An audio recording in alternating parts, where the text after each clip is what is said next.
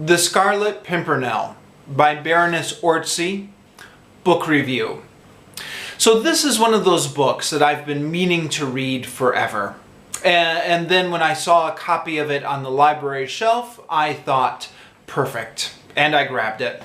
So why have I been meaning to read this book? Well, it actually ticks a number of boxes for me. It is connected to a number of my different interests. First of all, oddly enough, superheroes. According to Wikipedia, this book is the first example of a superhero. So, this is the one that started it all. Before Batman, before Spider-Man, before the X-Men, there was the Scarlet Pimpernel.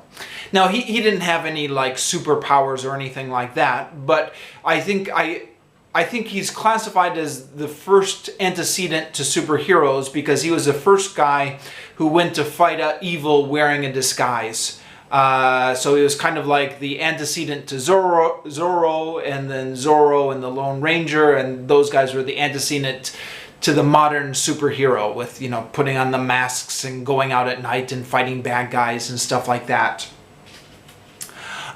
Also, this fits in nicely with my interest in old pulp fiction. I've been reviewing a number of these on the book review channel. So Sherlock Holmes, the Martian trilogies by Edgar Rice Burroughs, the Insidious Dr. Fu Manchu, Conan the Barbarian, and now the Scarlet Pimpernel. But also, this is historical fiction. And I always like historical fiction, and this is set during the French Revolution, which is one of my main historical interests. So, yeah, a lot of things on this book, which at least on paper, should be appealing to me. Unfortunately, though, the book was a bit of a disappointment. First of all, there wasn't as much swashbuckling in this book as I was hoping for. In fact, there's barely any. Now, I think maybe some of this is because that this book wasn't a book originally. I think, according to Wikipedia, this was first a stage play. I think the stage play came out in 1903. Am I remembering that right? 1903. And then after the stage play, it was made into a book later. But that seems to explain a lot, actually, because just about all of the Scarlet Pimpernel's exploits take place off stage, even in the novel. I mean, there's no stage in the novel, but, as a metaphor. The writer's pen stays almost exclusively focused on our heroine, Margaret St. Just. And it takes place at ballroom dances and opera houses. So, she's at the ballroom dance and they're just talking about the great things that the Scarlet Pimpernel has done. By the way, I pronounced it as Saint just now because that's how it's spelled, and I guess that's how you would say it in English maybe. But I believe the French pronunciation is something like Saint Just. I don't speak French, so I don't know. But if you're at all familiar with French history, you know that Saint Just, or Saint Just, was one of the guys for the French Revolution. He was one of the radical Jacobins, one of Robespierre's right-hand men, who had a reputation for having really extremely Republican views, and also for being really bloodthirsty during the Reign of Terror. One of these guys who was sending a lot of people to the guillotine. Now, I'll get into this a little bit later, but the politics of this book are decidedly anti-revolutionary. Baroness Orczy was not a fan of the radical wing of the French Revolution. So, why does she name her character Saint Just, Saint Just? I mean, she knew, of course she knew who that was historically. So, I don't know. It's never actually mentioned in the novel. Nobody ever says, Saint Just, is that your name? Well, that's the same name as, nobody ever points that out in the novel, but the name just comes up over and over again in the novel because that's Margaret's name. And also her brother, Armand, who is another main character in the book, has the same last name. Anyways, Margaret St. is the queen of London's fashionable society. She attends the best parties and wears the finest dresses. She often hears stories of the deeds of the Scarlet Pimpernel and admires his daring. Well, she wonders what his true identity might be. Meanwhile, she is also confused by her husband and wonders why he seems so cold and distant and dull all the time. For over half of the book, the identity of the Scarlet Pimpernel is unknown, and the suspense of the book revolves around Margaret trying to find out who the Scarlet Pimpernel is.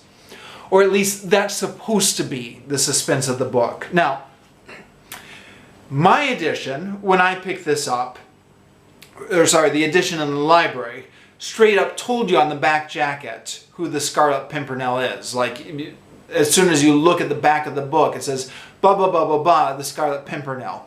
And I was like, oh, great, thanks. But I think actually that's how most editions probably are. You know, like, this is one of those classics, like Dr. Jekyll and Mr. Hyde or something like that, where, like, everybody already knows what the surprise twist is. And so the book jacket just spoils it for you anyways, and it's almost impossible to go into this book unspoiled. Or I don't know. Give it your best shot. See if you can find an edition that doesn't spoil it for you. I'm going to get into the plot details here, so you can turn this off now if you want to avoid spoilers. Yeah. Half of the book is the suspense of who is the Scarlet Pimpernel, even though the book jacket already told me. But even if I didn't, it is just so obvious. I think really all but the most dim-witted of readers will have figured this out long before Margaret does. Thus, for the first 105 pages of the book, the reader is just waiting for Margaret to figure out what they figured out 100 pages ago. Or 174 pages ago.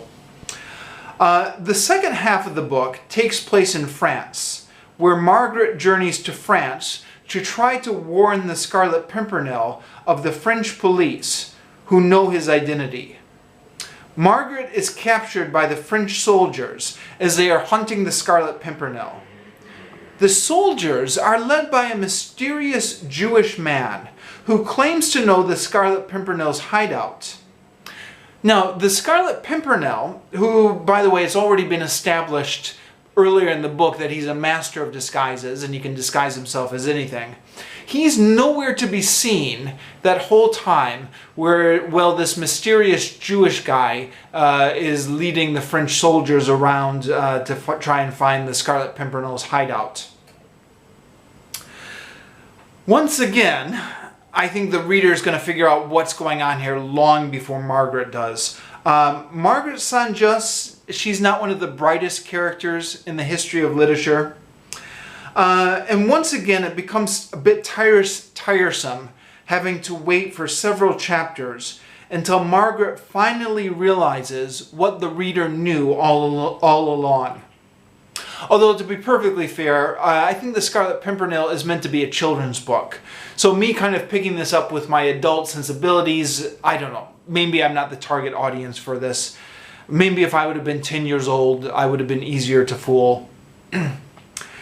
Interestingly enough, though, you know, if you've seen parodies of The Scarlet Pimpernel, like I think there's a Daffy Duck one, right, where he's, what is Daffy Duck? The Scarlet Pumperpinkle, or I don't remember. There's a Daffy Duck parody of this, which you may have seen that cartoon, where he kind of dresses up with the cape and the mask and everything like that, kind of like a Zorro type thing, which is what I was expecting here. But interestingly enough, he never comes up with the cape and the mask.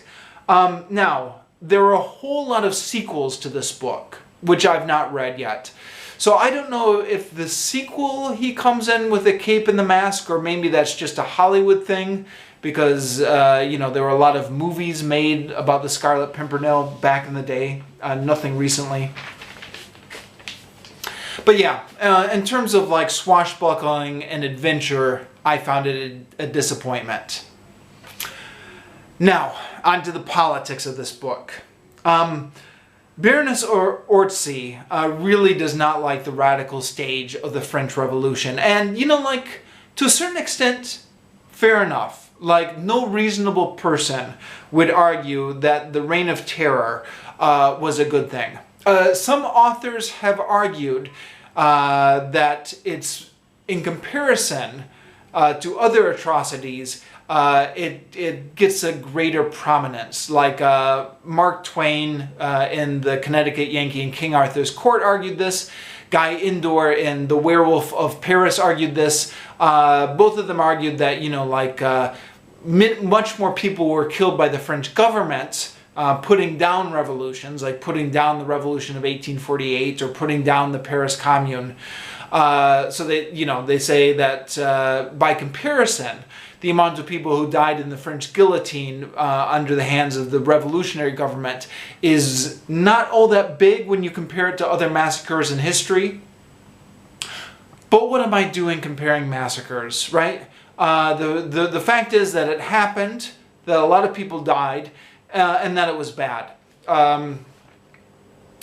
But where Baroness Orczy goes a little bit off the rails here is when she tends to portray the French Republicans not as like well-meaning idealists who've lost their way, or not as like, even kind of bad people with whom she would disagree or something like that. She portrays them in terms of pure evil and almost like cartoonish pure evil. So, I mean, quoting from this book here, this is how she's describing one of the French Republicans.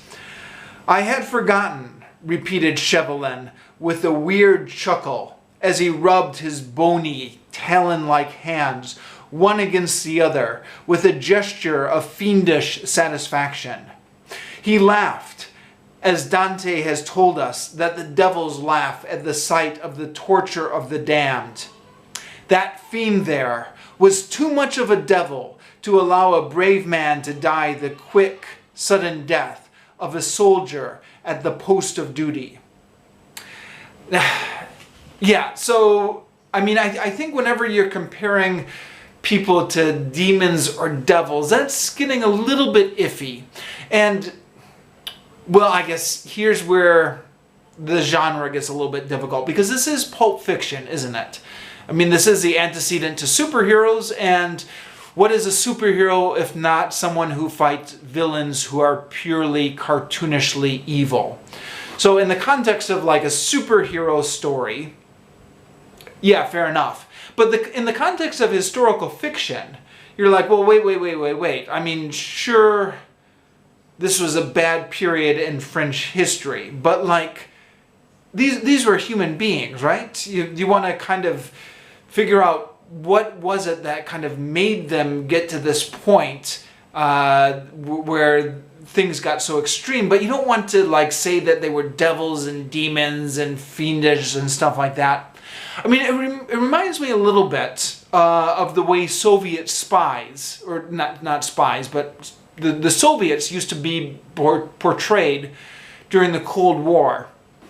I mean, if you go back and you read those old, like, Iron Man comic books from, like, the 1960s, he's always fighting against, like, the evil Chinese communists, the evil Vietnamese communists, evil Soviet communists, or, like, that old Rocky and Bullwinkle cartoon, right? Natasha and Boris. Now, I mean, the Rocky and Bullwinkle cartoon is such a part of nostalgia now that we all kind of remember it fondly, and Natasha and Boris, right? But like, think about it. This was, at the time this cartoon came out, the Cold War was still going on, right? The Soviet Union was still a thing. And so this is a cartoon aimed at children saying, look at these sneaky, evil Soviets. These are your enemies, right? Start hating them now. Now, the Soviet Union was not a good thing. I don't approve of, the Soviet Union as a government or as an empire or anything like that. But they were people. they weren't like these cartoonish evil things like they were portrayed in the Marvel comic books at the time or in the Rocky and Bullwinkle comic books at the time. I'm reminded of something a friend once said to me, a guy who was another history geek. He said the French Revolution was like the Soviet Union of its day in terms of like the reaction the civilized world had against it. Kind of reading this Pulp Fiction, where kind of the evil Soviet spies are substituted for like the evil French Republicans, you're kind of thinking, yeah, this is kind of like the Soviet Union of its day. Now, of course, actually, it's not an exact parallel because those Rocky and Bullwinkle cartoons were happening when the Soviet Union was actually existing. This book was published in like 1903, so it was like 100 and some years after the French Revolution, and those radical Republicans were already all dead, and the history was over. So in that respect, maybe it's not quite as bad, because like, who cares? It's just history now. I don't know.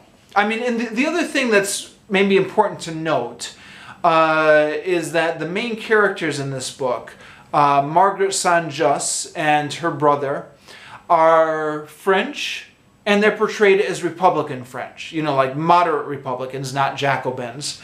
So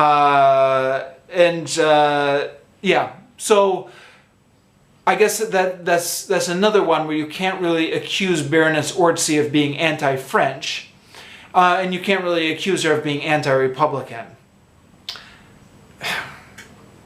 And yet sometimes it does feel a little bit like this book is too much, especially the way it kind of, England is contrasted as a home of everything good and brave and free, and the young aristocratic gentlemen belonging to the Scarlet Pimpernel's League are described as virtue incarnate. So, I don't know. But again, it's Pulp Fiction, isn't it? So, I guess you can make your own decisions about whether you think this is acceptable or not acceptable in a children's book to have these kind of caricatures. Yeah. I'll just end it there. All in all, well, it's probably worth reading this book just to kind of see the influence it had on later stuff. But I didn't really enjoy it. I didn't particularly like the politics of this book, and I found it boring. If I could have put up with the bad politics if the book had been more exciting and if there had been more swashbuckling in it.